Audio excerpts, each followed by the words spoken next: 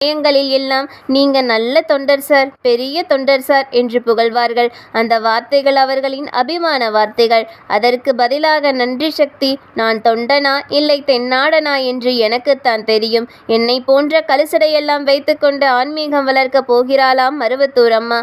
அவ கிடக்கிறா பைத்தியக்காரி என்று எத்தனையோ முறை சொல்லியிருக்கிறார் அவர். இதை நினைவில் வைத்துக் கொள்ளுங்கள்.